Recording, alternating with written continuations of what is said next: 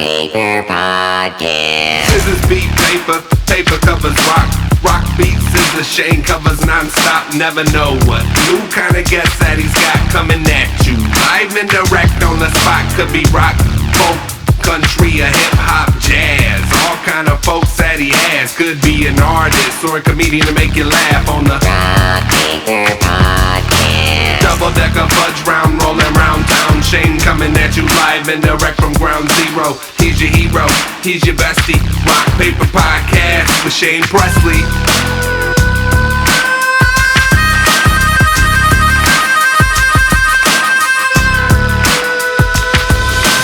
Rock Paper Podcast.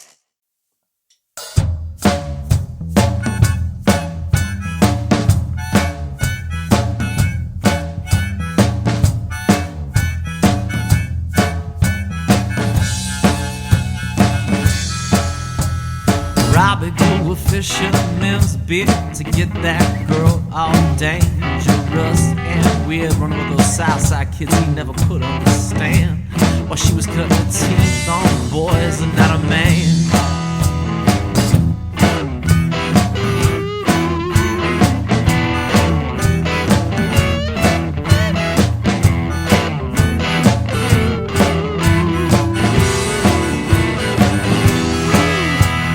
Wrists were all razor thin. He could count every pulse beneath her skin. Half sleeves of birds flying low in the sky. He ain't worth much, but he's worth a try. He said if we lose control in the moonlight, there's a few places we can hide. So let's fuck this up or get it right either way. Tonight's the night.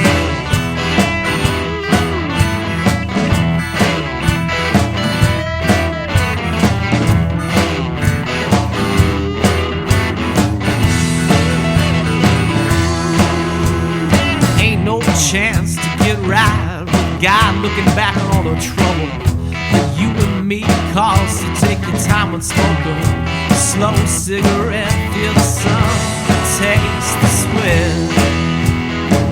The gauge says that we're far from empty, away from the main roads. We can be free and run fast ahead of the weather. We may go down, but we'll go down together. He said if we lose control in the moonlight, there's a few places we can hide. So let's fuck this up or get it right either way. Tonight's the night.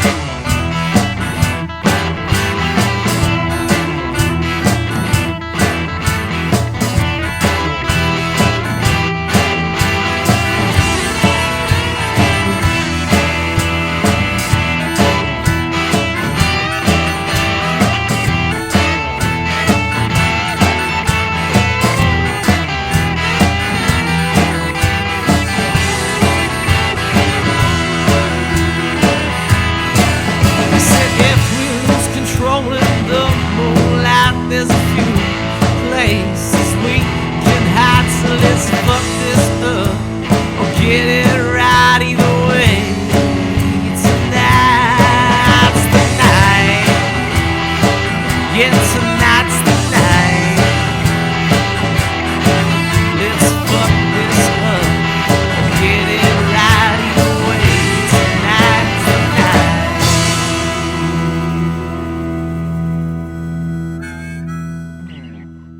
Hey everybody, Shane Presley here, Rock Paper Podcast, coming to you from St. Louis, Missouri.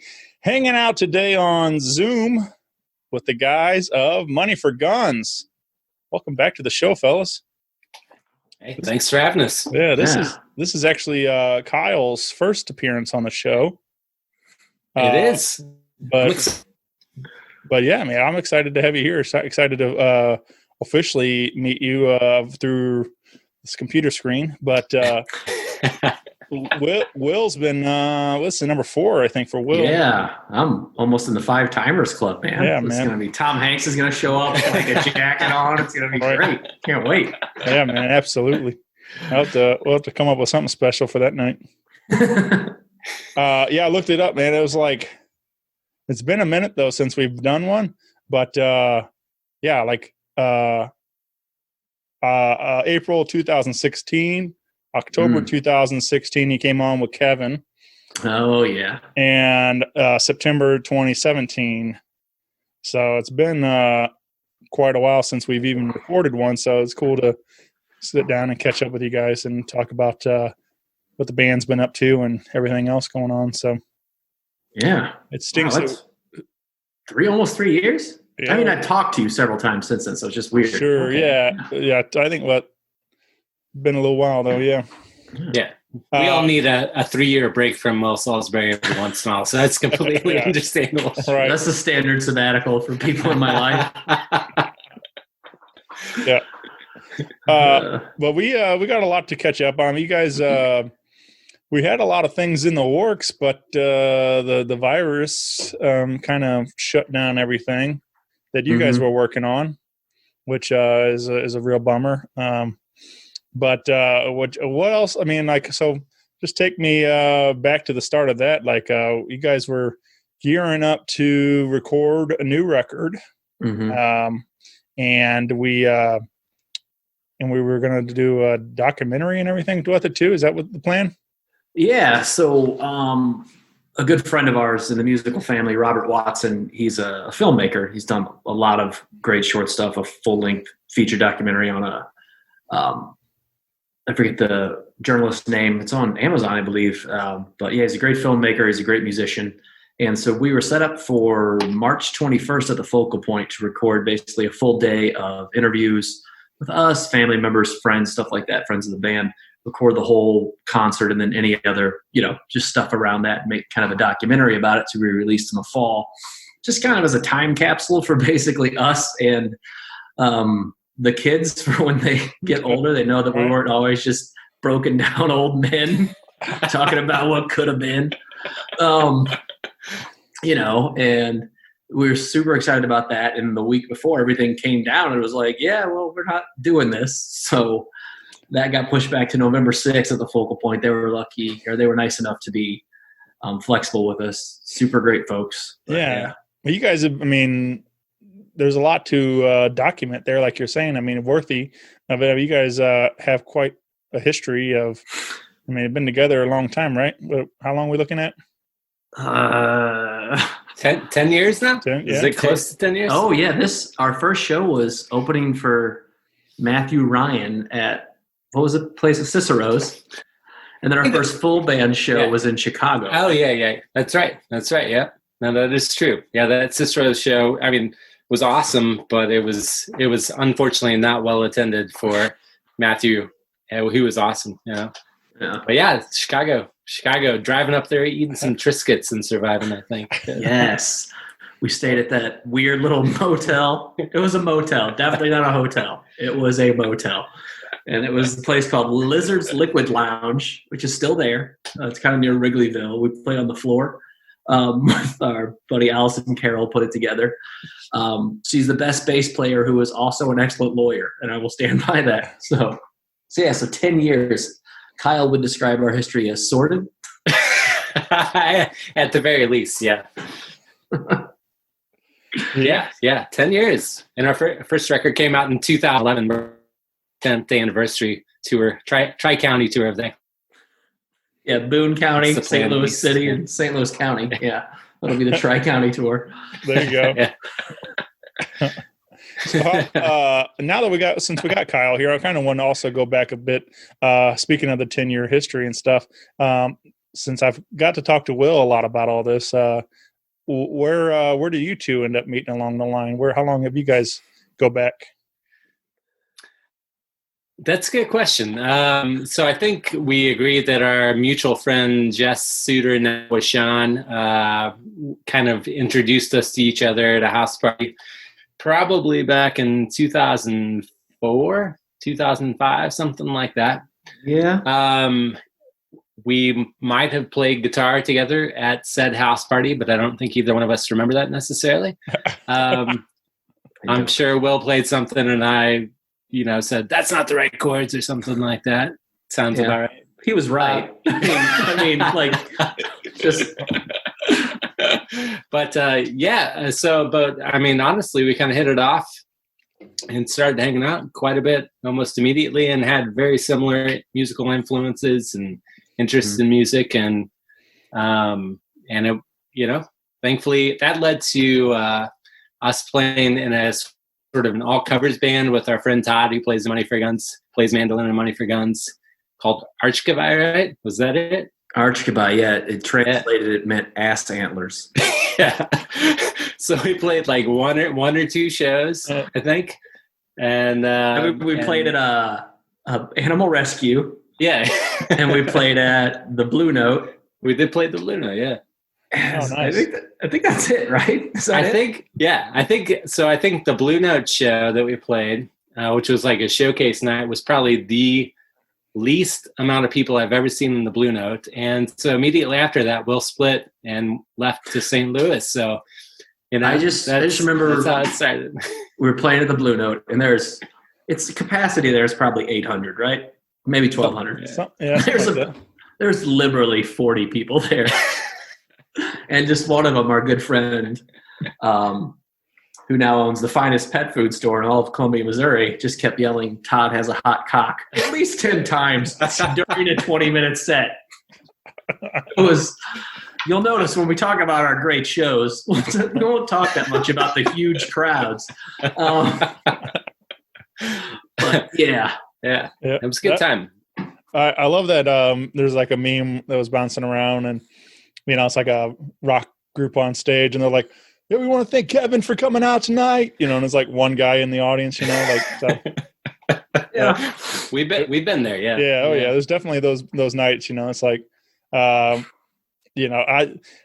worked. I work in the industry, working at the bar, and there's nights the band will come and like, "Man, where's everybody at?" And I'm like, there's no rhyme or reason. You can have the best band on the stage and still nobody shows up. So it's like there's just some nights. Exactly. There's just some of it's unexplainable. You're just like, what's going on? Where's everybody at tonight? You try to look at see what else is going on, but yeah, it's just weird. Some nights just don't work, and then other nights all of a sudden it's like packed house, and you're like, "Man, what happened here? We did something right this time." One of the best shows, I don't know if it was the best show we played, but we're playing at Eastside Tavern in Columbia. The place probably holds 80 people. There's probably like 50 people in there already, right? So it's like it's a great bar to play in. And we're in the middle of a song, and as we do, about 30 people dressed as Santa Claus walk into the bar on stage. I was like, what the hell is happening right now? Apparently there was some Santa pub crawl. It was awesome.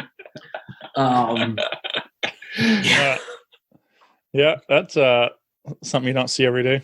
Yeah, there was a separate East Side Tavern show where I think we were on stage, and it was homecoming weekend here in Columbia, and somebody while we were on stage just puked all over the glass right behind us. So we get all kinds of reactions. Yeah. Yeah. I was at talking about Blue Note. I brought up a story. I went to see Blackstone Cherry there, and it was a good sized crowd in there that night. And there was like the whole floor, especially, was like packed down there. Everybody's trying to squeeze in them.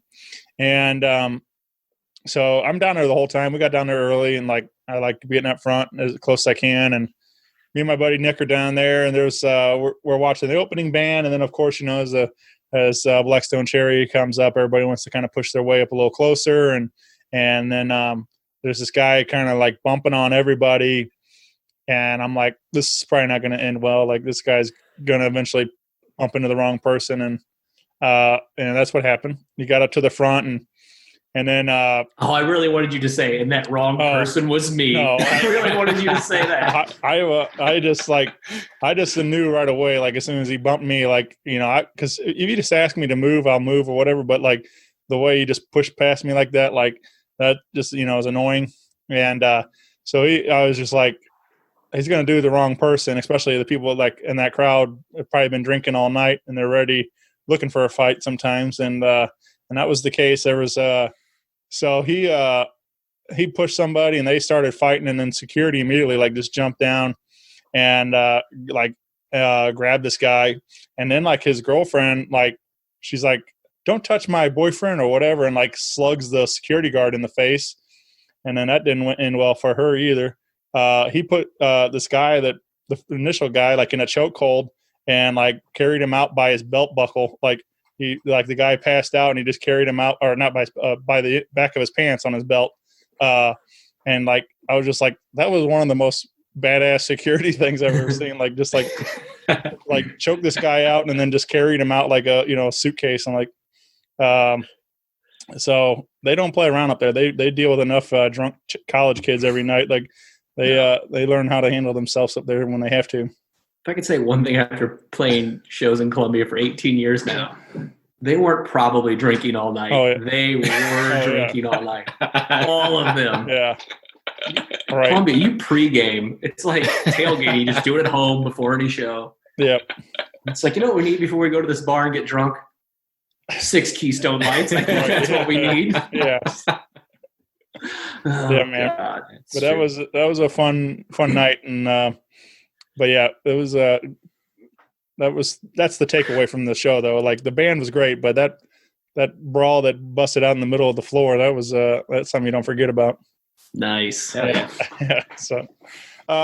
So obviously you guys, I mean, we're sharing some. I mean, obviously there's a lot of stories here that could be told in this film. So I think it's going to be fun when we finally get around to able to do that. Like I said, it stinks that everything kind of got postponed to the fall, but at least we're still able to make it happen and get this new record and new video and everything out there, get all this out to the people's hands.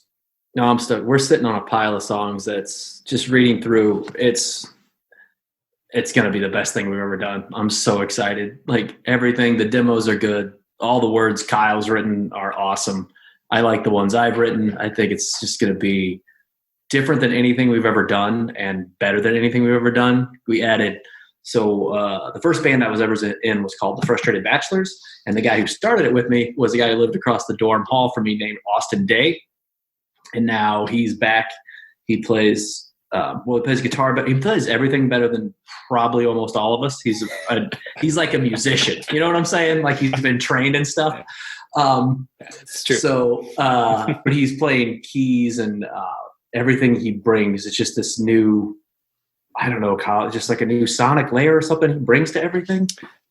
Hell yeah! I mean, he recorded some stuff for the On the Edge of Light record that turned out really well. Like he played some organ and piano on there, right? And was he's such a super nice guy and just a hell of a musician. But we were like demoing songs for the new record before all this hit over at Austin's place, and he's playing on keyboards. He's got like a Moog style synthesizer going on, and at some point we were like, what does this song needs? Maybe like an accordion or something like that. If we had that, and like from behind his couch, he like pulls an accordion out and just like, oh, like this. And it was like perfect. He goes, are you serious? And we're like, yeah. And he pulls it out. And he's like, I'm pretty good. And then he's, of course, amazing at it. Like right away. Just like, God. No, yeah. That's the kind of guy he is. Like his entire family, like I think he has like it's 4 or 5 siblings, and they're all insanely talented musicians. I remember just watching his little sister play violin one time when she was like 11. I'm like, this is the best thing I've ever seen in my entire life. And we're in some, house in the middle of New Bloomfield, Missouri. So just adding him, it's just, it feels like it's a whole different band kind of thing, and it just changes everything. I think it'd be really cool because he's I mean, not that everybody in the band isn't, but like he's very much got an eye or an ear, I should say, for arrangement and like thinking about how things like fit together. So it'll be cool to like be in the studio and kind of like deconstruct songs and build them back up a little bit, which we usually do a little bit, but I think it'll be really cool to have his input on that. Yeah, man, those kind of people, I don't even play, so I'm just envious of anybody that has the talent to do it. Like, that's why I do this show. I appreciate so much of people that do have talent to share. But when you see guys like that like they can do whatever it is, and like they just kind of piss you off a little bit. Like you're like, man, like I can't even do one thing, and you're doing all these things. And but there is you speaking of his sister. I recently, my friends for a while now, but a group these the Bernie sisters. They also out of Columbia, and very talented young ladies. And they recently started playing with the K Brothers also up in Columbia, and they do now they're calling it Brothers and Sisters, and not sisters and brothers, but brothers and sisters. Yeah. That tracks. That tracks. So the K Brothers had I think Molly Healy was her name, playing violin and stuff with them. And, she's busy also, so she's not always able to make every gig. So they were kind of looking to maybe have somebody fill in on those shows. And then all of a sudden, Emma starts, she's took it upon herself to learn how to play. She already, played several instruments, and then she learned how to play this. And then she's like, okay, I'm ready to play in the band. And Pat Kay's like, I don't, that takes years. And she's like, no, I think you should come over and watch me play. And she's like, that I saw her at her very first show playing in the band. And she's like, I think she's 12 or something. Yeah. And she just held her own with these pros. And I'm just like, this is crazy that how fast and how good she is already. And she's just learning it. And it was very impressive. So when you see somebody that's gifted like that, and you just step back and in awe, you're like, man, this is very impressive, especially at a young age. Without a doubt. I don't know if it was one of their first shows. It's the first time I saw them, at least, is we set up this thing in Columbia down at Cooper's Landing. We'll set it up, honestly, called Coop Fest, which will be in its 4th year, hopefully this year, right? Yeah. Coop Fest 4. Yeah, but they played the first one, I think it was, right? Well, yep. And and it was just awesome. I mean, they're super talented, and it was great to see that. I mean, that day alone and all the Coop Fest since then, it's just such a great opportunity to see all the great local bands and local talent and reconnect and just. And they're super sweet kids, super sweet, super talented. Mom's super nice lady. So only good things for those kiddos. Oh yeah. I'm just excited to watch the journey, because they're going to take off and do some big things, and it's going to be very cool to see.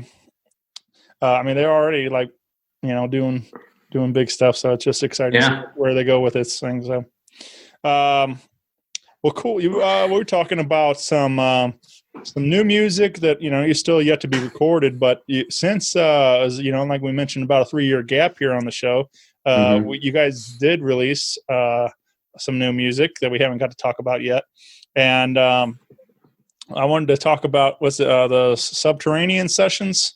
This record came out in 2018, and we wanted to share a little bit with you. If you haven't heard this record yet, we wanted to give you a little preview of some of these songs. And let's start with Streetlights. This is Kevin on vocals, right?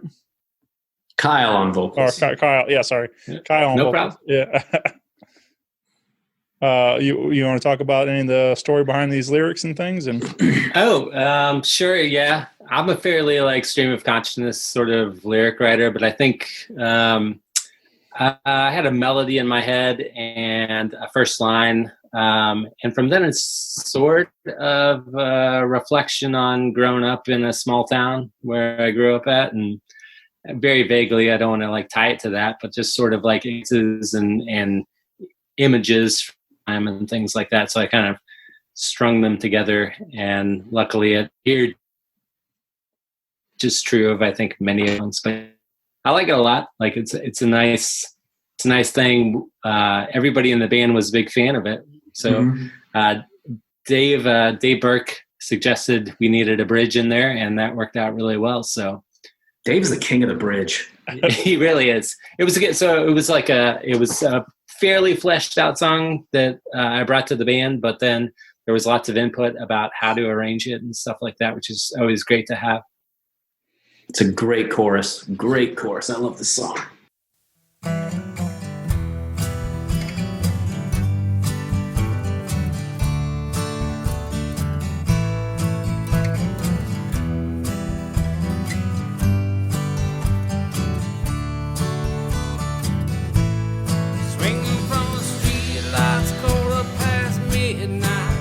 Leaves blowing in the wind. Sidewalks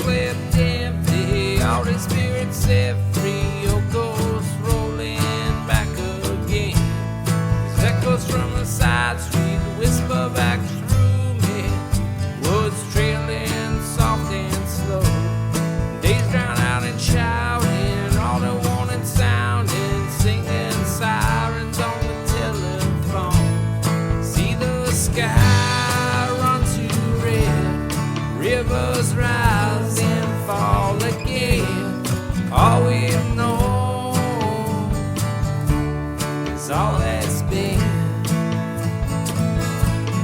Riding high, days gone by, memories burn oh so bright. In the beginning was the end.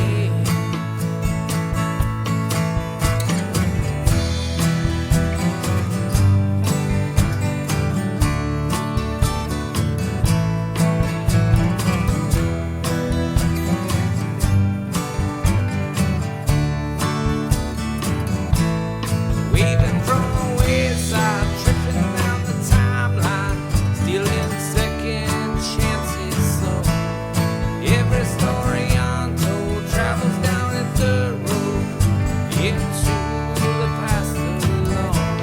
See the sky run to red, rivers rise and fall again. All we know is all that's been. Riding high, days gone by, memories burn oh so bright. In the beginning was the end.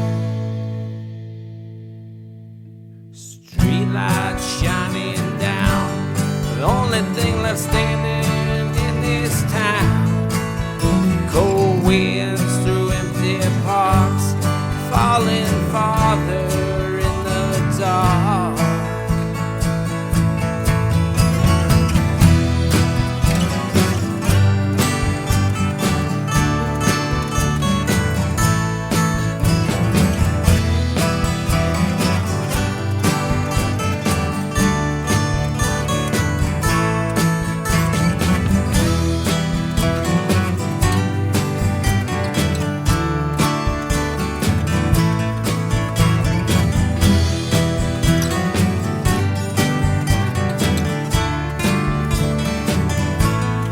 See the sky run to red, rivers rise and fall again.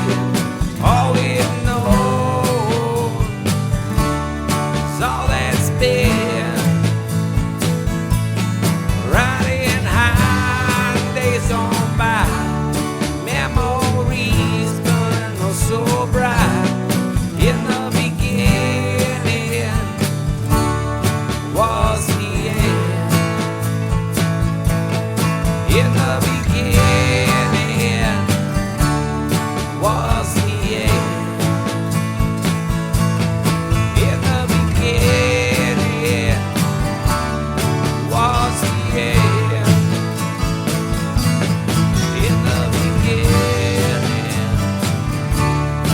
was the end.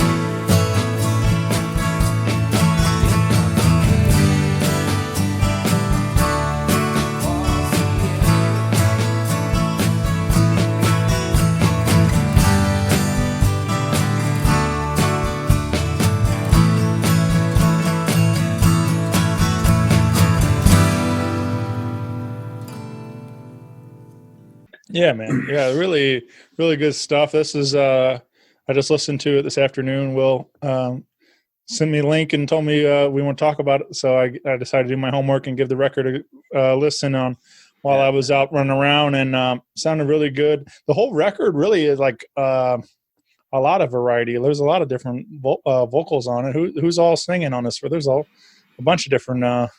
I sing 4 songs, Kyle sings 4 songs, and Todd sings 4 songs, or 3 songs. All right. Is that Todd on like Murder Ballad?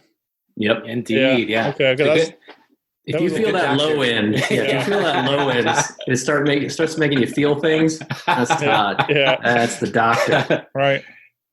There's been a few times we practiced that he said a really low note, and I just have to go to the bathroom and check myself a little bit and make sure didn't hit that note. No, he's phenomenal. I've been playing with Todd for a long time, and thankfully, Will sort of showed up in our life shortly after that, and we really had You're the first person going. to ever utter that sentence. Thank you. Hey, Luckily, Will showed up in our lives. Wow. Okay. Hey, Clip that drop. Let's do that. Okay. I'll be sure to send you that audio, man. Thank you. Yeah, Todd's a doctor of birds, and he's got, such a great voice, and he's been cranking out the tunes within the past year and a half or so. Like he's got so many more tunes now. Yeah, it's just kind of fun. Like as you're listening, like I really didn't know what to expect on it. You know, I know Will's voice pretty well over the years now, but listening to the record and like you hear.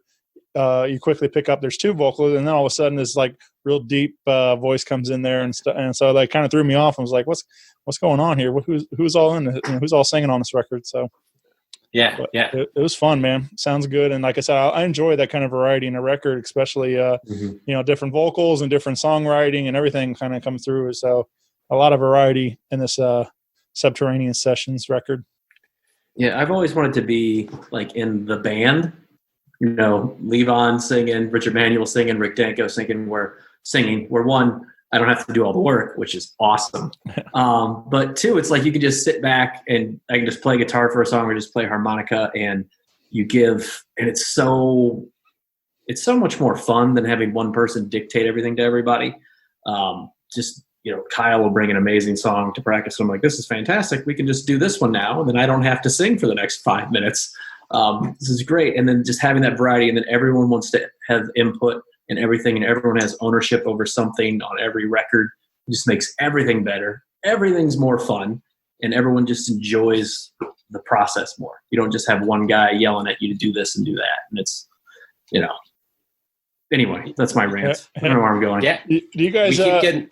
go ahead. Go ahead. I was going to say, we keep getting more collaborative, I think, with each one. That the Subsession one, you froze. Really was just like, what can we do if we're in a basement? Which is like, Subsessions was like, can we do if we're in a basement? Here we are, songs together. Here's some demos we have and things like that. Not sure if I have it. Yeah.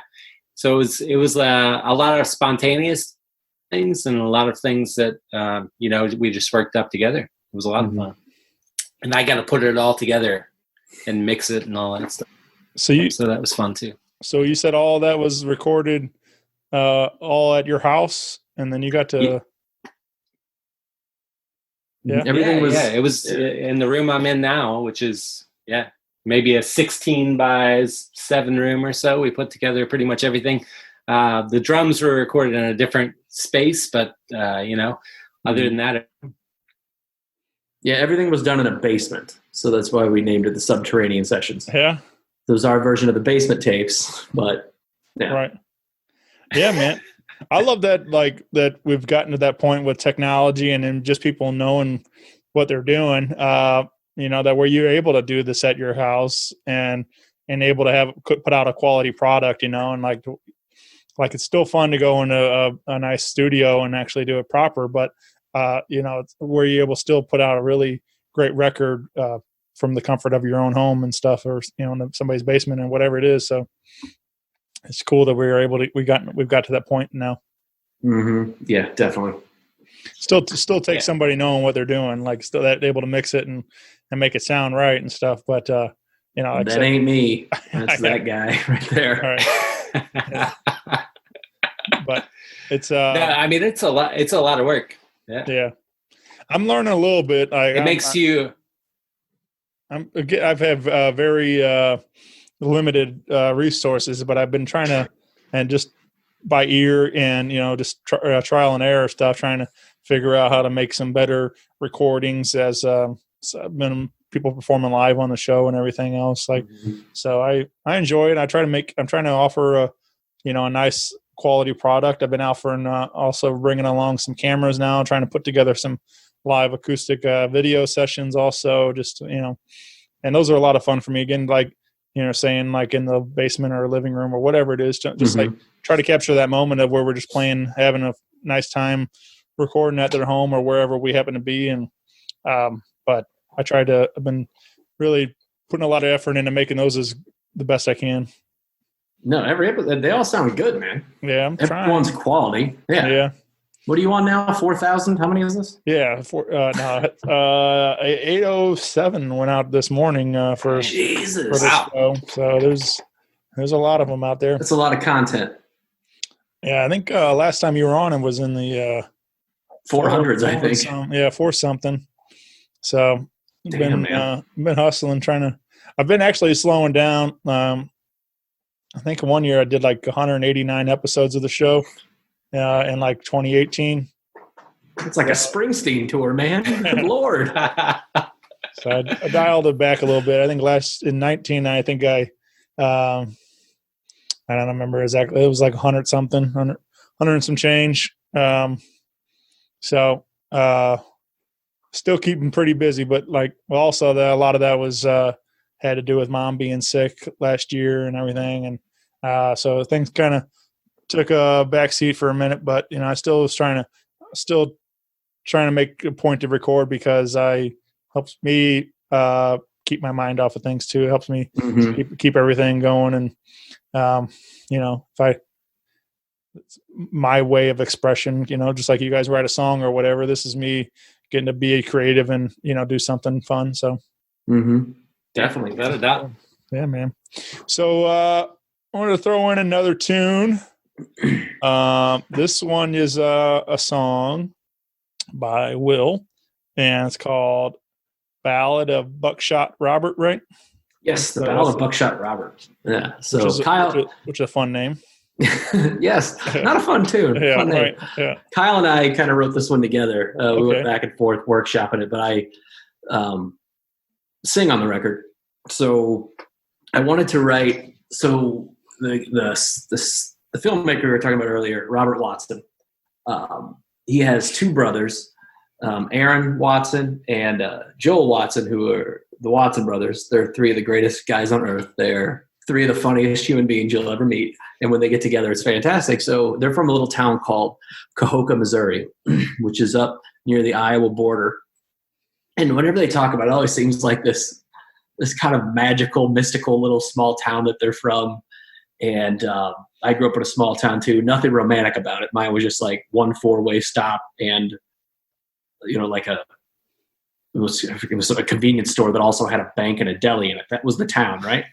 But their town, it sounded like one of these cool, like, you know, small Midwestern towns from like a William Faulkner novel or something. It's like this mystical place. So I wanted to write a song about them in that place that was really dark. So I went basically to Google Maps and I looked all around the town and zoomed in everywhere on street names and landmarks to try to find, to put people physically in a place when they listen to it. That's one of the things I like to do is like you give a listener something tactile they can hold in their hands when they're listening to, and then it becomes a little more real.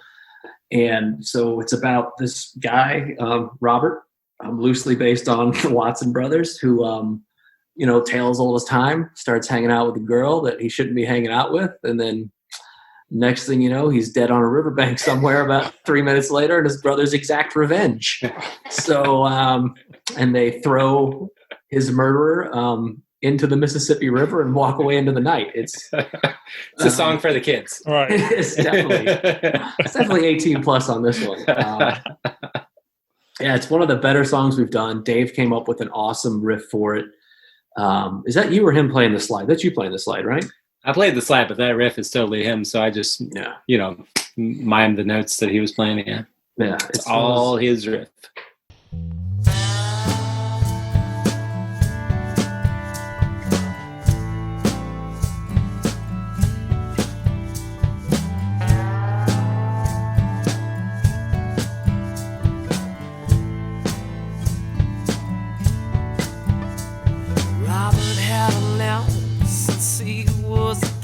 From doing all those things that his daddy did, raised right to bleed. The day tried chasing the moon every single night.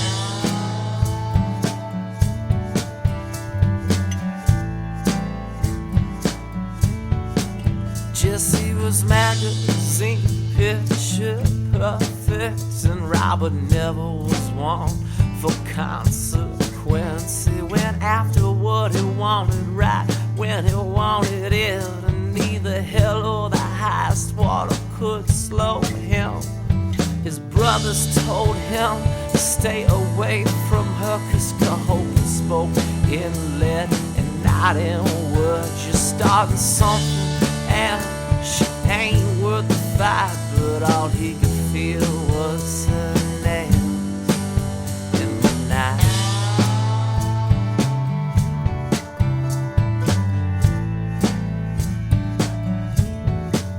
Morgan and Maine in the city square, she's on Buckshot's lap with her fingers in his hair. He knew who she was, but he never paid mind, always looking ahead with a world of trouble behind.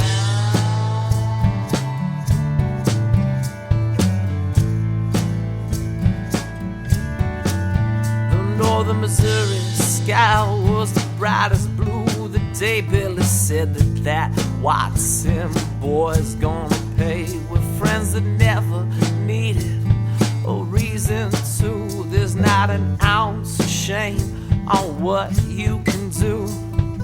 Run as fast as the Fox River run. They chased Robert down on Missouri 81, ran him off the roads, dragged him through the weeds, left him on the back of the song.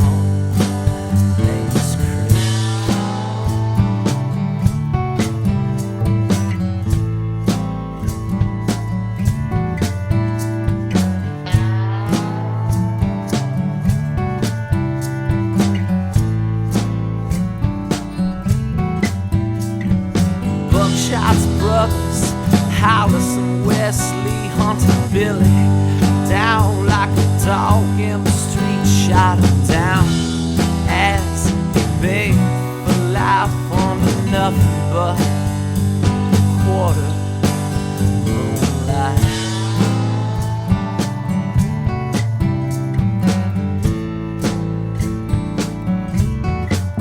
His brothers knew as they drove through the black, there was nothing that could bring Robert back. They walked down along the banks and through the reeds and tossed what was left in the Mississippi.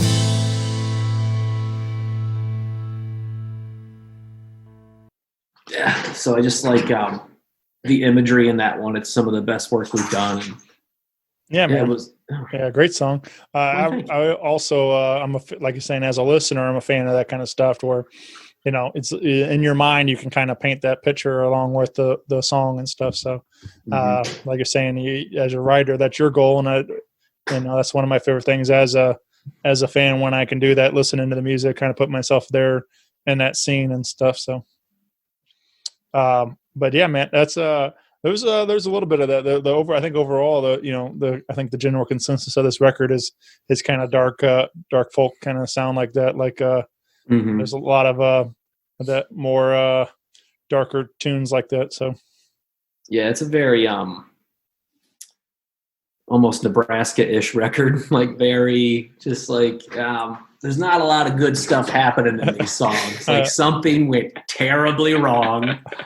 Is how everyone should just start with, like the themes, like that gavel sound from Law and Order. That's how every song should start. And then just Bobby Gorin walks onto the street and you're like, oh man, what happened? That's basically the whole record.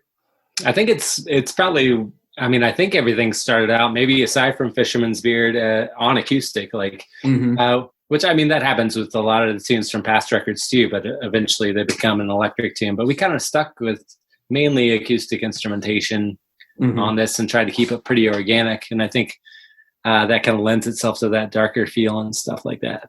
It was a lot of, as dark as it is, it was a lot of fun to put together. Yeah.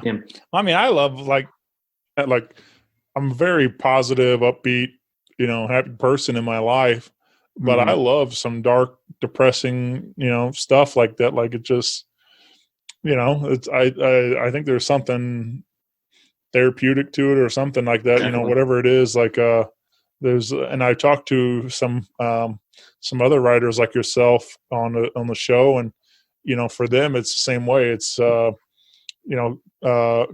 it's good for them to get these like thoughts out of their head sometimes, like just put it on paper and release this stuff, these dark thoughts, and to where you can still live your life as this happy person and things. So yeah, Towns. What the great Towns Van Zandt said that the blues are happy music because you get all that out of you, and then you can go be happy. And it's like, oh yeah, I can see that.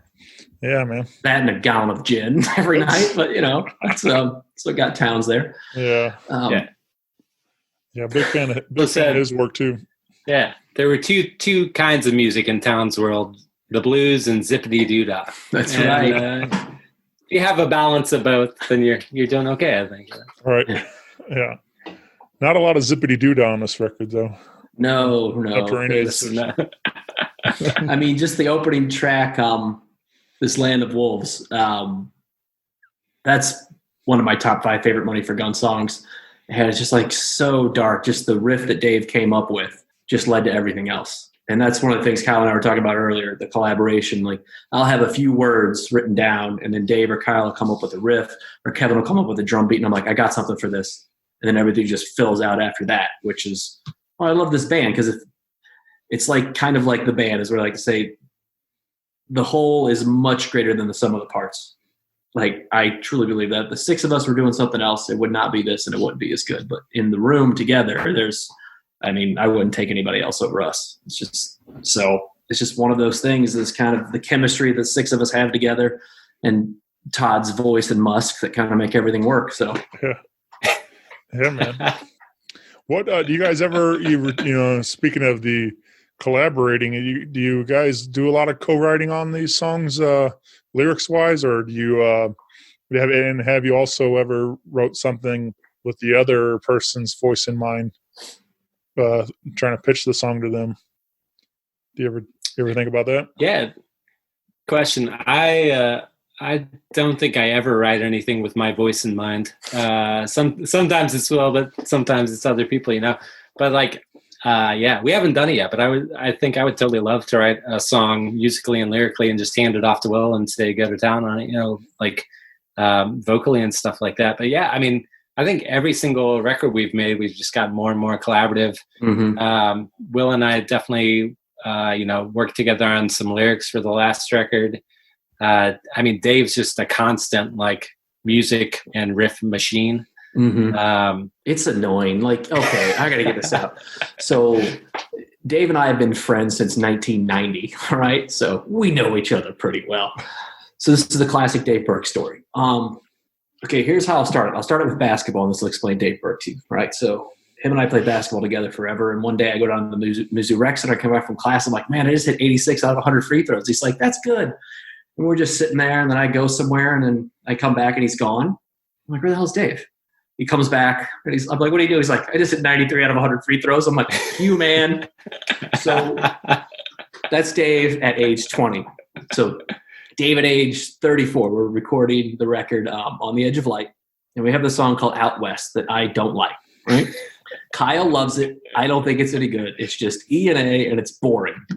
So we just tell Dave, you come up with something for this. And he's like, I don't have anything. So he drives from his house to the studio, which is roughly a 4.5 minute drive. It might be liberal. And he's like, I think I have something for this. And it's one of the greatest guitar lines I've ever heard in my life. He never played it. He thought of it on the way there and then recorded it that day in 2 takes. And I love him with all my heart, but stuff like that, I'm like, yeah, you kind of suck, man. I'm not this is it's so good, but that's him. And that's what he'll do. There's always something better than what I have in mind, and Dave comes up with it. And it's been that way since 4th grade. So, it's par for the course, Dave Burke. Right. He's just full of it. Obviously hats off to Kevin on everything, because everything changes once Kev brings something to it. He adds so much, and it's kind of a rare thing to just straight out jam with him. But man, when it happens, it's you want to hold on to that, because whatever you're coming up with and he's really getting into a groove, it's good stuff right there. And Todd just brings such his own sensibility to things. Mm-hmm. And Todd like his guitar as well as mandolin. So it's just nice to have that tech in there. And he's into different music and bring different sense of the band too. Yeah, he's so incredibly positive, and so is Kevin. Yeah. Kevin gave me. So Kevin and I started playing together in 2005. Jesus Christ. We're teenagers. Oh my God.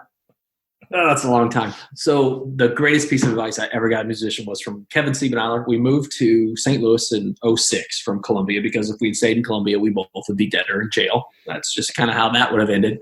Kyle can attest. That is not an exaggeration. It was not going well for us.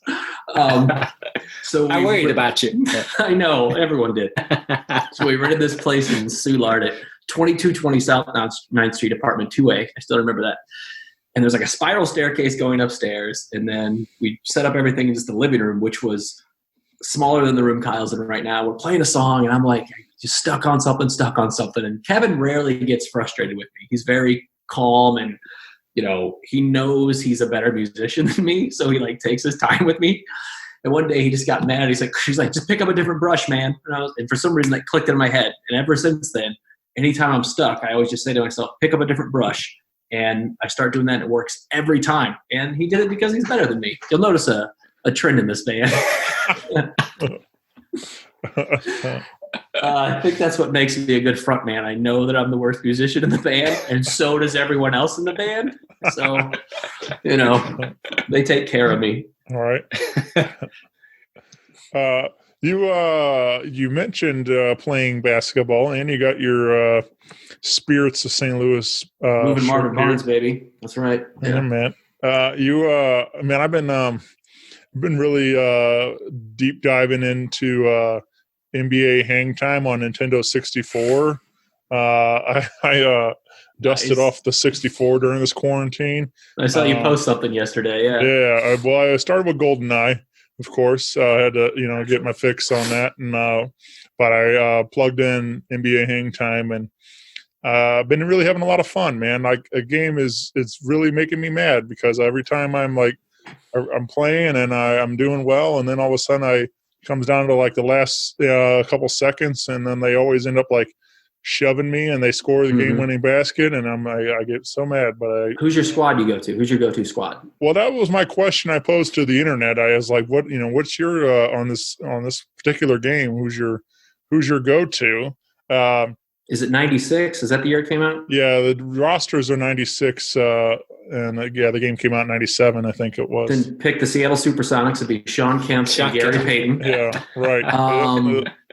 You got Pippen and Rodman on there. That's a solid 1-2 punch for sure. You limit yourself offensively there, but well, we'll see. It's good for me. It's good to play those because you got Pippen who can do a lot, but then you got Rodman who's a defensive stud. Getting your boards and everything. So he's good in that game. But I really I like using Penny Hardaway and Horace Grant a lot too from Orlando Magic. So Yep. Nothing wrong with that. They're very very good in this game also. Penny Hardaway, God, if his knee had never gotten hurt. Yeah.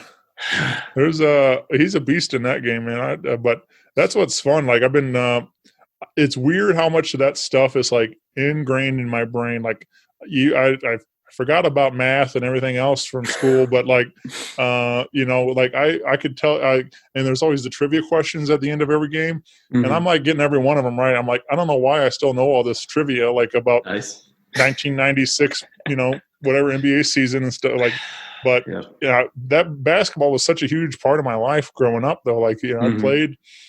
I never really did much with it, but I enjoyed playing all the time with my friends. I played YMCA stuff, and we did pretty well for the YMCA. And I played high school ball and for my freshman year in 8th grade and all that, whatever. But it's like, but anyway, it's just like collecting cards and all this stuff. Like, I memorized, rosters and stats and whatever, all this dumb stuff that like really has. It's not dumb. It's not dumb. No, you're preaching to the choir. But I'm saying I have all this information in my head that is only really good when I'm playing NBA Hang Time, on my Nintendo 64. That's the only time I'm really able to utilize this information that I've held on to for 20 years now. It's bad. Like, my buddies Josh and Gavin, our friends Josh and Gavin, will be anywhere, and like an old game will be on TV, and they'll just they like to make fun of me. They're like, well, what was the Final Four in the 1989 NBA playoffs? And I'll rail off all 8 teams and the coaches and who won what. And it was like, I probably should have like studied economics and focused on that, or like stocks and bonds or something. But no, I still know that the Bulls went 72-10 and beat the Sonics in 6 games in '96. Right. They swept the Orlando Magic in the conference. Like, I know all of that for no reason. It does me no good. Yeah. No good. But, I've won a couple trivia matches. Right. Yeah, and they're playing some bar trivia somewhere. That's about the only time it comes in handy. Yes. I won a water bottle on a cruise ship because I knew that Charles Barkley led the '92 Dream Team in points. Nice. Oh, is that right? Yeah. I didn't know that. Yeah, man. He's the breakout star that year. Anyway. I did. I noticed there's some people that aren't in the game. I know, so I decided to like pull it up just to see what the internet said. I knew the Jordan wasn't in there, but there's also it's missing quite a few others. Mm-hmm. And then, so I read on Wikipedia that Jordan wasn't able to appear in the game because he was doing Space Jam, which I'm not sure why that would be the case, but they didn't have his license to use him in the game or something like that. And then they also there's no Muggsy Bogues, and because he was also in Space Jam, and somebody, I forget who else. I don't think Shaq's in that game either. Yeah. No Shaq, because he was like, I think there was something like I read also about him, like he was supposed to do it and then something fell through or whatever it was, so he's not in the game. And he was in Blue Chips with Nick Nolte, so he couldn't be there. Yeah. And then Shaq Fu. But Shaq Kazam. Right. Shaq, you're going to be a genie. He's like, sign on the line. I'll do it. And this one, you're going to be a kung fu master. Set it up. I'm Shaq. I'm unstoppable. I can do kung fu. It's like, no one was like, Shaq, I just you don't want to be a genie. Just trust me. And he's like, I'm a genie. I'm Shaq. All right. But it's just kind of what I thought was weird is like, but also they're saying that Jordan wasn't in it because he was in Space Jam, but Sean Bradley's in there, Patrick Ewing, they're all still in the game. And they were in the movie also. So I don't know. Jordan probably an outstanding gambling debt to the producers of the game, and he couldn't afford it at the time or something. I don't know. It's really strange how Space Jam's become like a documentary now. It's like how everybody was afraid to touch the ball and everything, and not because they lose their powers, and now we're afraid to touch anything and go outside, and now we just need Michael to come back and save us. It was a cautionary tale. We just didn't know it at the time. It's like the Blade Runner of the '90s. It's like Blade Runner, and then there's Space Jam. Right. There's a Space Jam 2 is being made, right? Or it was apparently with LeBron. LeBron. That's the story. We'll see what happens. I think everything in Hollywood got shelved right now. It's like all kinds of movies got put on hold until this is over. So many Frankie Muniz projects just sitting on the shelf. Talking about Shaq, I just recently started watching this TNT series, Shaq Life.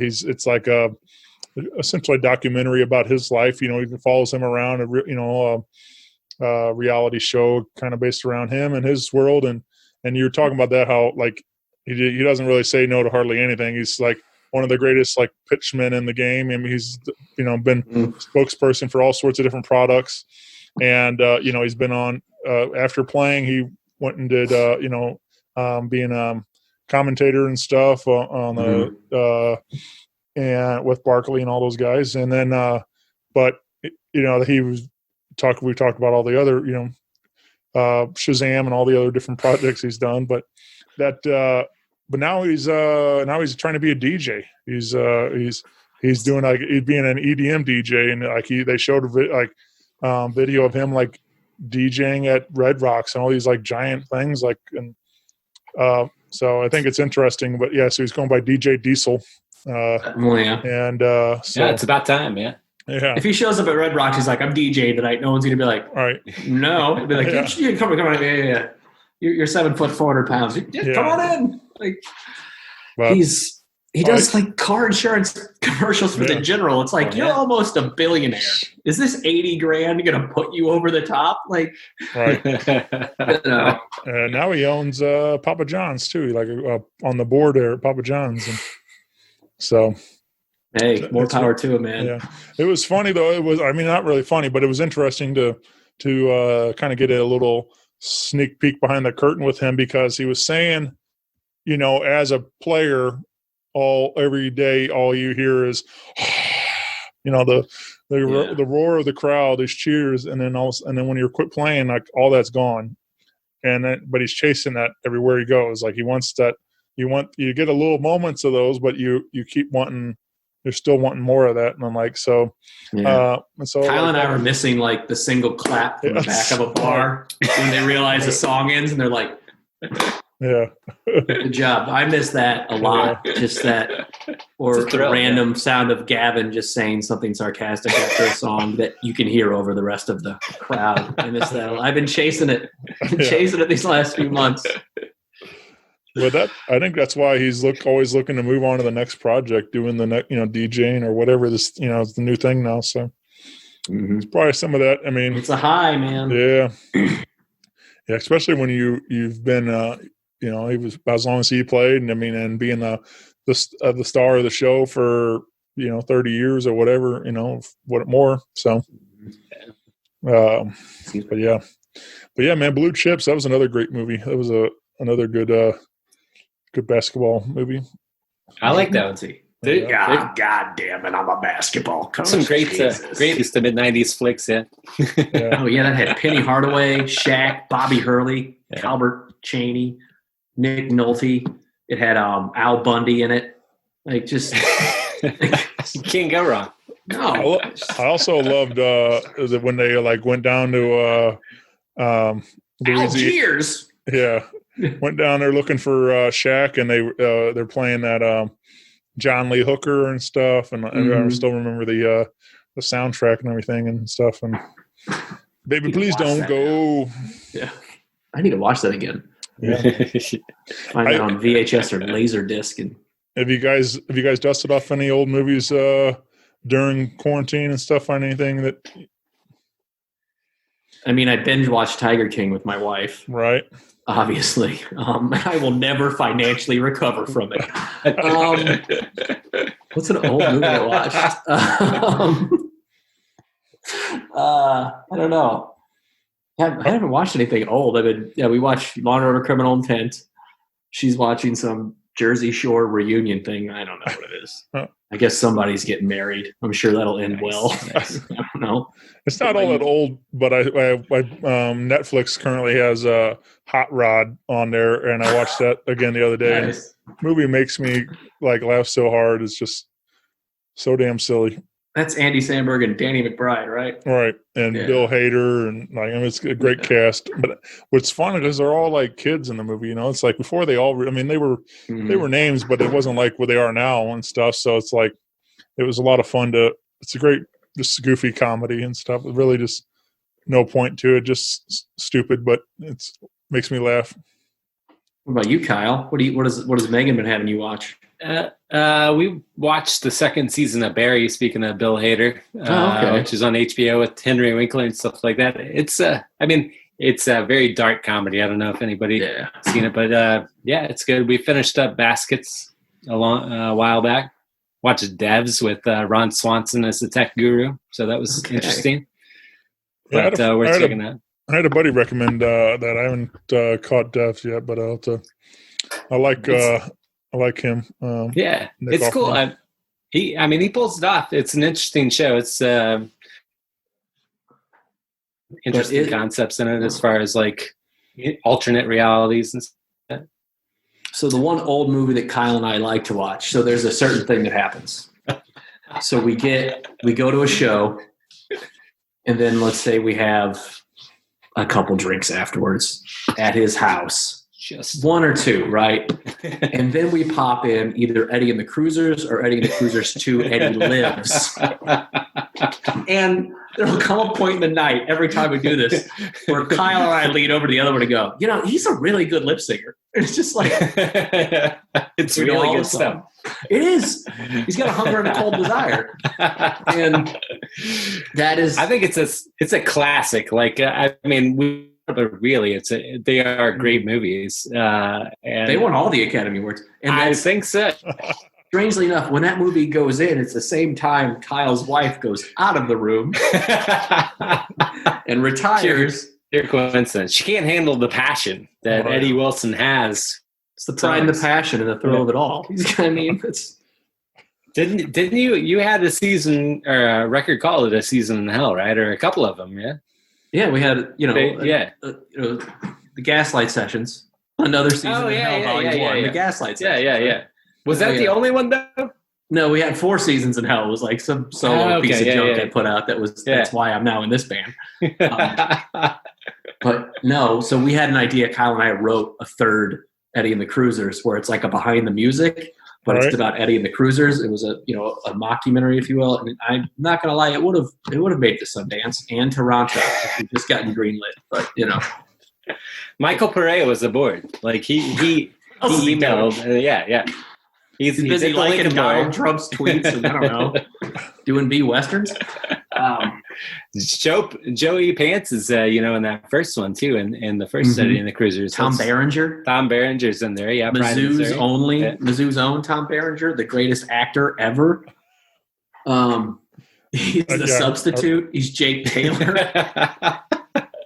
It doesn't get better than that. No. Just roll through his IMDb page, just like hit after hit after hit. It's like George Strait's career. It's just it doesn't end. Everyone's a hit. So 60 number ones.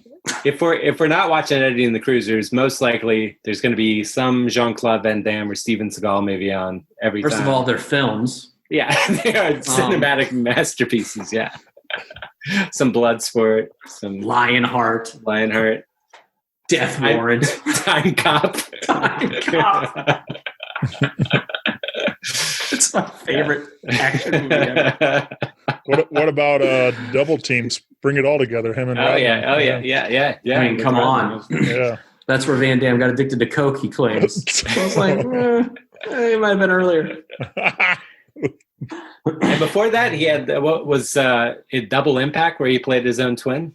Yes. So lots of doubling going on. He's the range. It's like him and Tom Hardy are the only two that can pull that off. It's just playing a twin. Well, that's where Eddie Murphy got his inspiration for, the Clumps, was watching Double Impact. Right. And he's like, I don't know if I can pull it off, but, JCVD can. Wow, this is the oddest music podcast. It always happens when I talk to Shane. We go on some tangent and we end up talking about something. I don't know. I did notice the show so good. I mean, man, that's why I enjoy doing this, because we never know where we're going to end up. I did notice on one of our old episodes, I was reading through some of the notes, and we discussed pizza versus nachos. I thought that was a solid discussion. It's a good debate. You never know. So both have their points. What's your pick? Pizza or nachos? So I've eaten a lot of pizza lately, so I think my opinion is biased now. But a good plate of nachos goes a long way with me. Like I enjoy pizza, but man, I've had a lot of pizza lately. I'm ready for that quarantine life. Yeah. Some nachos.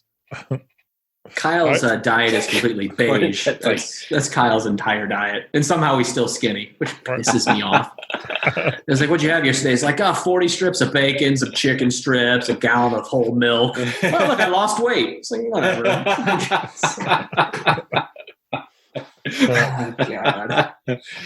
I'm telling you, man, that tapeworm goes a long way. And Kyle's wife is an amazing, borderline chef too. But he's like, no, I'll just have bologna and cheese on white. Okay.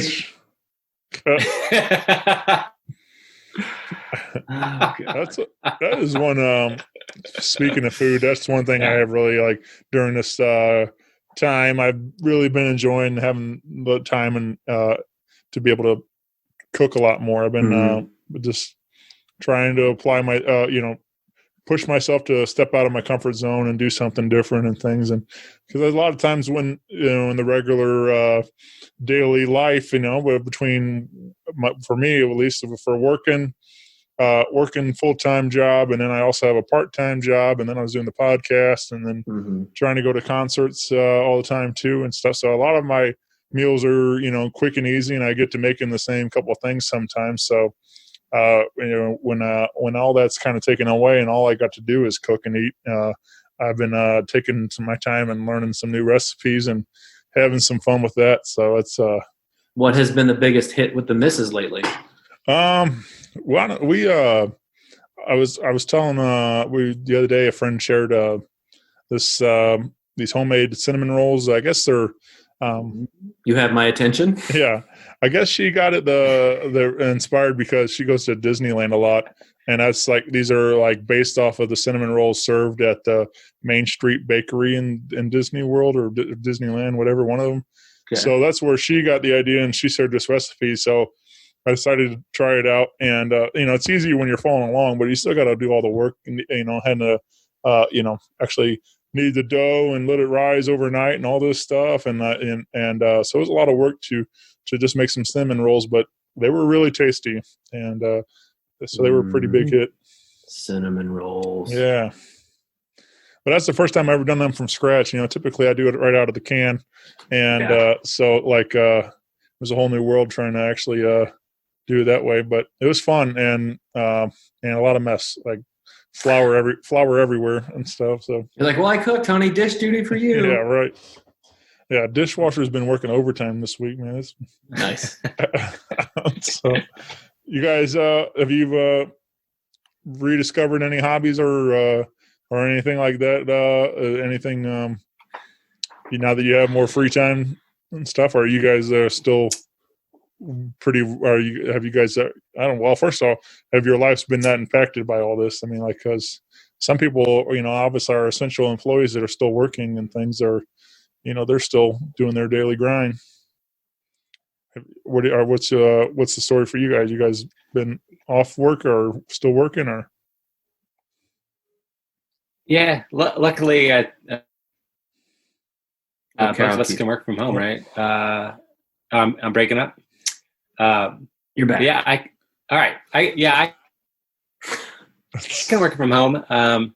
It's definitely different with the kids being here. I mean, God bless them, but yeah. So we're teaching, we're cooking, we're working at the same time. Like it's a lot going on, but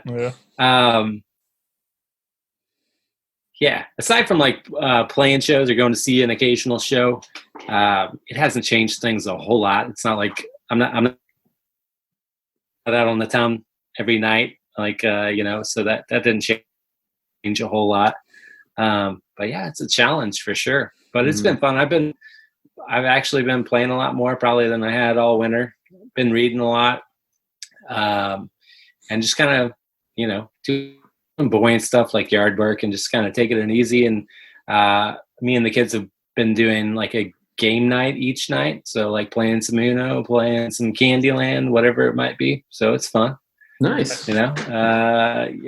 So in some ways it's been kind of a fun experience coming back to that and stuff like that. Yeah. Kyle's kids are the greatest kids ever. What have I still go to the office Monday through Wednesday, and then I work from this desk here I'm sitting at 2 days a week, and not much. Like Kyle said, it's like my wife and I love going out to eat, so we usually go out, 3 times a week, just grab a quick bite or somewhere. So that's been the only big thing we've really missed. But cooking a lot at home, I've been doing a lot of extra side work, making some content, Kyle's world, and reading a lot more. I read Springsteen's biography that Kyle gave me. Then I read a business book. And then right now I'm reading Andre Agassi's autobiography, which is, I'm not lying, Kyle, I'm 100 pages in it. Maybe the best autobiography I've ever read. Oh, no joke. It's so well written and so good. I love tennis. I'm horrible at it, but I love watching it, love reading it, love playing it. But yeah. Well, he was kind of the rock star of tennis, though. Like, I mean, like he was definitely, I think of any tennis biography, I think he'd be the one that had the story to tell. It's intense. His childhood was I'm like, Jesus Christ. Like, I don't know. His dad had him hit, it was, I think it was 2,500 balls a day for a year. So then he could hit 1 million balls. And he's like 7. Just like, I just want to go to school, but no. But anyway, so that's what I've been doing. I mean, the life hasn't changed too much, except I can't go out. We can't play concerts. I'd like to go down and see Kyle and the guys at least like once a month, and haven't been able to do that. Just kind of hang out and, you know, give somebody a high five and a hug. It's just little stuff like that you miss. And, Yeah, man. you know, Yep. Can't wait to get back to high fives and hugs, man. yes. I did want to ask a couple of questions. Some things I've been having fun asking some people. So we can, both of you guys can answer what you think for these questions. So one, what's a dream duet or collaboration you'd love to see for Money for Guns? Well, with that. Like it with anybody? Yeah, man, it's a dream. Man, if I could do a song with Fiona Apple, I think I would. That would be because, like, for me, as far as composition of a song goes, there's like Brian Wilson to Tom Waits to Fiona Apple's. How I always look at this, like genius, like arrangers and just creators of a song. Like to work with her and her voice, just the range she has and the imagination. That would be a dream for me personally. Like she's kind of one of those people that's like on a different planet that I don't really understand. Because like Kyle and I like a lot of rock bands, like the old 97s, Tom Petty, like, you know, Lucinda Williams, these great, just kind of 4/4 rock and roll bands. And I'm kind of like, they're really great, but we can kind of do that. Like, I think like if I got to my zenith, my apex, I could write something that good. But then I listen to one of her records or a Tom Waits record, and I'm just like, there's nothing in my imagination that can come up with that. Like, I don't know where that comes from. So that would be for me, Fiona Apple. Are you digging Kyle. Are you digging the new record from Fiona? It's so good. There's a song on there called Ladies, and I'm just like, this is one of the best songs I've ever heard in my life. And it came out last week. It's called Ladies. I think it's like the 4th or 5th track. And I'm just like, yeah, I was telling a friend of mine, I'm like, I'm starting to think, you know, you get kind of big chest. I'm like, I'm a pretty good songwriter. I'm a damn good singer. And I listened to that. I was like, yep, okay, not very good anymore. All right.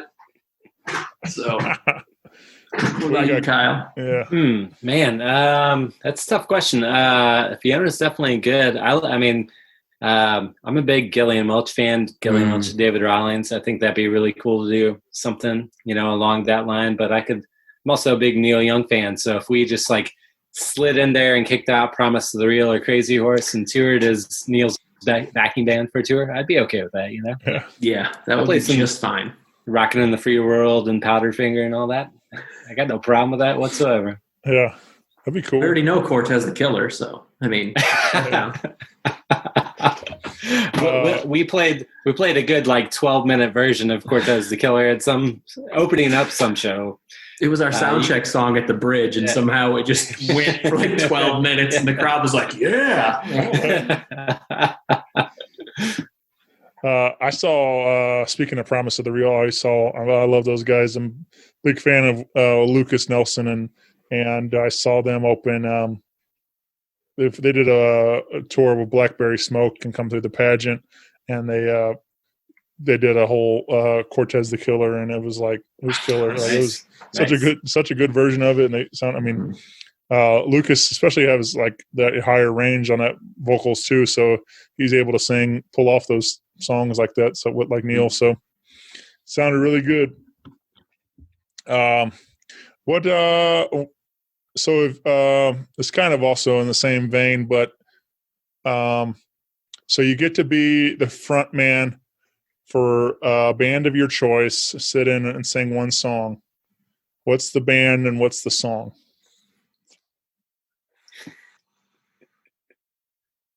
I mean, for me, it would be Tom Petty and the Heartbreakers, and I would probably want to sing Straight Into Darkness. That's my favorite Tom Petty song. So it would be Tom Petty and the Heartbreakers, Straight Into Darkness.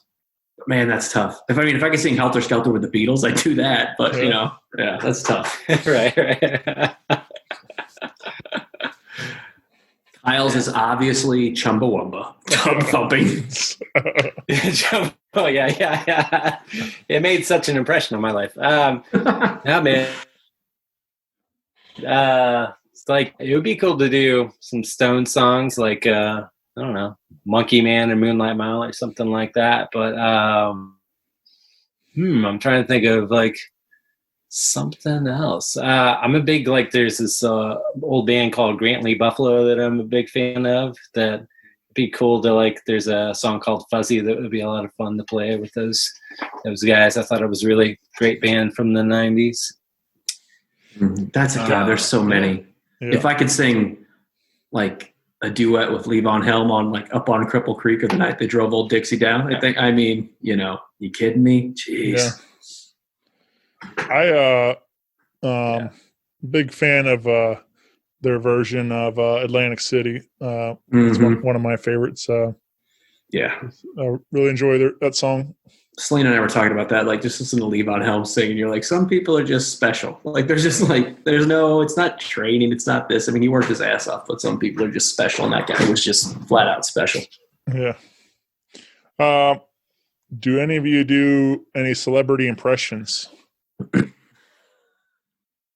No. Will does. No. Kyle does several. Do none. Never gonna live this down. So yeah, that's it. I used to do Christopher Walken. I haven't done that in so long though. Jesus. Yeah. Talking to me all wrong. It's wrong tone. Yeah. Do I do anything? What else do I do? What is it? My name is Michael Caine. That one's terrible. Yeah, you got the Michael Caine, yeah. Tom Hanks doing Michael Caine. You just have to say his name. Yeah. My name is Michael Caine. I was in George Ford.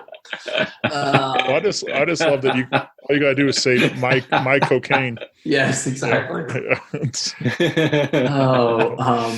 My favorite story about Michael Caine is I ask him how he picks a role, and he goes, I look at the first page of the script and the last page of the script, and on both pages I take the role.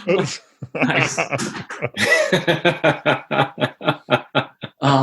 Dave does a perfect John Lennon impression. I don't know where it comes from, but it's perfect.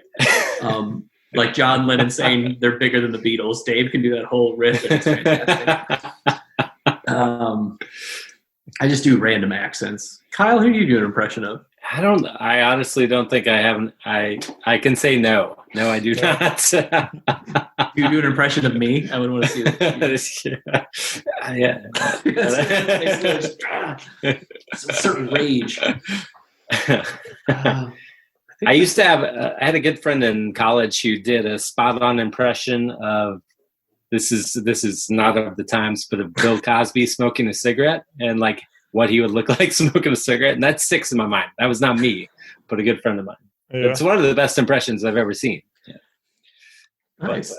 Yeah, some of those don't hold up like they used to. You know? Yeah, no, they certainly don't. Oh God. Yeah. Yeah, man. What about? Is there a movie or TV show you guys wish you were in? I guess besides Eddie and the Cruisers. That would be it. Come on. I mean, there's no greater piece of cinematography in the history of man. God, oh man. I think There Will Be Blood would be awesome to be in. That's one of my favorites. If I could be in the movie, go ahead. I love that era, just like that, those kind of gangster type of films like that, and just kind of that. Everybody's always really dressed so nice and all those different things. It's like we don't. Everybody now we all wear like sweatpants all the time and stuff. It's just like every all those movies. Every time you see anybody like depicted in that era and stuff, everybody's always like wearing suit and tie and everything else and that type of thing. So I don't know. I think that's what I do like about filming that in that era and stuff like that. And if I could be in Major League, that would be awesome. Yeah. Kyle, you could be Daniel Day-Lewis, so you could be. I could, yeah, I could. Everyone says that, yeah, for sure. I don't know. Like, it'd be cool to be in some Coen Brothers movie or something like that. I think that'd be an interesting experience, like Miller's Crossing or Big Lebowski or something like that. Yeah, man, Big Lebowski for sure. I would. I would love to be a character in that. Like that, such a great film. You would be a fantastic character actor. Yeah, you got a great face. Like, yes, you have like the super happy, like baby face. It's awesome. Yeah. I don't know. That's like a goal, like a bucket list for me is like just to be like an extra in one scene, like, and then I'll be able to like say I did it, like just like walk in, have one line and or something, whatever it is. But I think that would be fun to do someday. Yeah. In addition to the third Eddie and the Cruisers movie that we're writing, we're also working on True Detective Season 4, which is going to be based in St. Louis or somewhere outside of St. Louis. So I think stars Tom Berenger. Tom Berenger's in it. He's John Hamm and the Black Panther. So you definitely have a guaranteed role in that once it comes to fruition. Nice. Yeah, we'll make you a club owner with maybe a shady past, but a heart of gold. And that's you're trying to do right. You're trying to do right and redeem yourself. I've been preparing for this my whole life.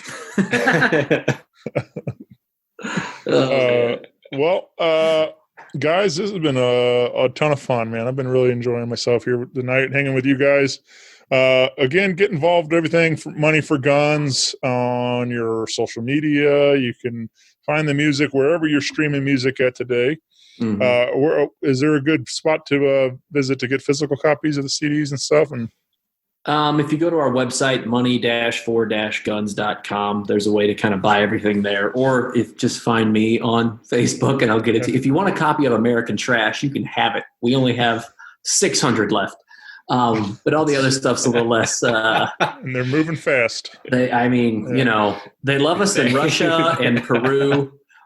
For some, I don't understand. I go I check on our streams every week. Paraguay, it's like you were streamed, 600 times in the United States. Like, that makes sense. It's like 14 times in Great Britain, 4 times in Paraguay. It's Paraguay. Like, what algorithm is spitting out a Money for Guns song in Paraguay? But hey, I'll take it. The Philippines and the Russian Federation on Apple Music. They love us in the Russian Federation. And for some reason on Apple Music, it's like 80 streams a month in St. John's Bay, Canada. I have no idea why. That's like all of our songs more than once in St. John's Bay, Canada. I'm like, no, fair enough. So what you're saying is world tour coming soon. No, man, I don't know if they can handle that kind of. Yes. Oh God! I don't know. Is Todd allowed to travel international borders still? Is he? I don't think he's allowed out of the county. I wouldn't let him out of the county, and I love him, but I mean, he's dangerous. He just leaves a trail of whiskey tears behind him as he goes. Yeah, we've heard those songs, man. So, Dane, may I say that you are the best, my friend. You are the best ambassador to the St. Louis music scene we've ever had. So, thank you for doing this. I don't know if anyone tells you that, but you are the man. Thank you. I appreciate your kind words, my friend. I'm just having the time of my life, man. I really enjoy doing this and getting to hang with my buddies and talk music and just it's always a good time. Heck yeah, man. So, anytime you need us to talk about nothing important, you give us a call. So we keep November. What you said you have the date already? November 6th. Okay. Mm-hmm. So pencil that in on your calendar. You got plans for the night to join us at Focal Point for live concert and be a part of the film and everything else. That's gonna be a good time for sure. So keep an eyes and ears open for more information coming soon about all that. So, but thank you, boys, and you all have a good night and appreciate you doing this. Yeah, thanks so much, and take care. Bye, everybody. Bye, Kyle. Bye. Thanks, guys. Thanks, buddy.